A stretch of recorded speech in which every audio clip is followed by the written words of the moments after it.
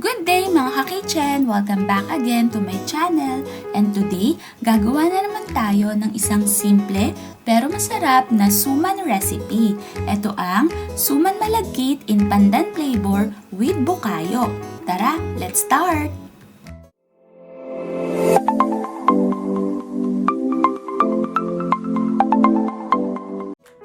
Gagawin muna natin yung bukayo. So here, I'm combining 2 types of sugar, 1/4 cup of muscovado, and 1/4 cup of dark sugar. In case na wala kayong muscovado sugar, it's okay na gamitin nyo na lang is purely dark sugar. Then, tutunawin natin to sa 1/4 cup of water. Maglalagay din tayo ng pandan leaves. Once na matunaw na yung mga asukal, saka natin idadagdag yung 3/4 cup na shredded coconut. Haluin lang ito para makombine siya sa ating asukal. And then, maglalagay din tayo ng 2 teaspoon of cornstarch na tinunaw ko sa 1 tablespoon of water. At kapag nag-evaporate na ang lahat ng tubig, pwede na ito. Para naman sa ating suman ay kakailanganin natin ng 1/4 cup na pandan juice combined with 1/4 cup of coconut milk. We'll also be using 1 cup of glutinous rice flour, 1/4 teaspoon of salt, paunti-unti ding idagdag ang 1/4 cup na mainit na tubig,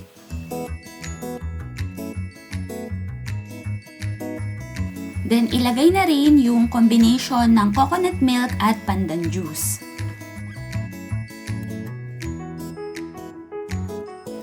Dahil magkakaiba ang moisture content ng mga harina, if you notice na masyado siyang dry, pwede nyong dagdagan yung inyong pandan juice and coconut milk.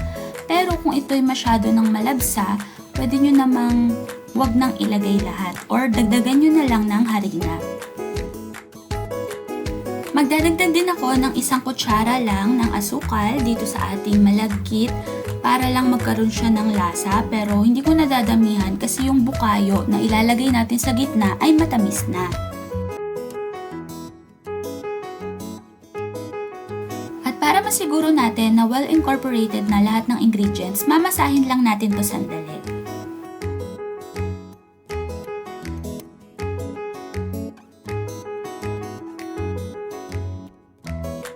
And lastly, lalagyan natin to ng 1 tablespoon of vegetable oil.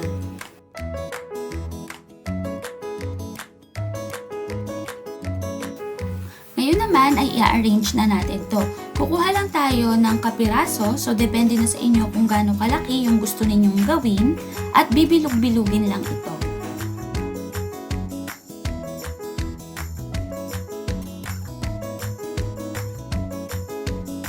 Binilog-bilog ko na rin yung ating bukayo. Dapat yung inyong bukayo is much smaller kaysa dun sa inyong malagkit.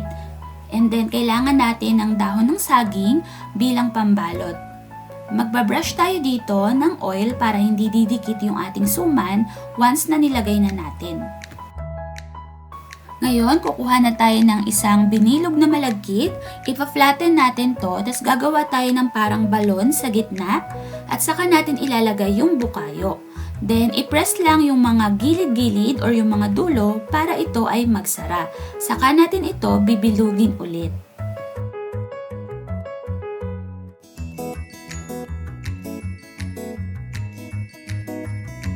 Then, gayahin lang ako kung paano tutupiin yung dahon ng saging. Kung pinanood nyo yung aking suman munggo, same na same lang yung process na ginawa ko.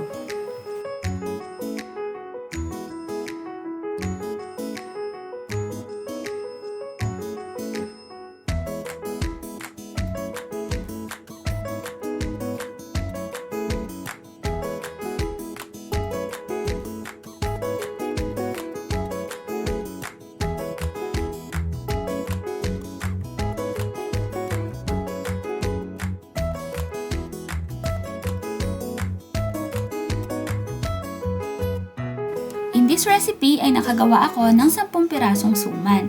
Magpakulo na kayo ng tubig habang binabalot ito at i-steam natin to for 25 minutes.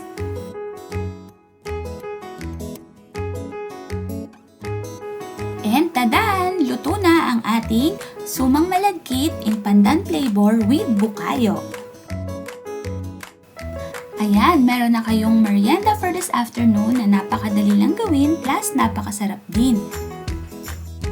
Kaya I hope you can try this recipe too mga ka-kitchen. And if you like this video, please give this a thumbs up. Don't forget to subscribe to my channel kung bago kayo dito and hit the notification bell para updated kayo sa mga bago kong uploads. And i-comment down nyo na rin whatever you want to comment. Maraming salamat mga ka-kitchen. See you next time!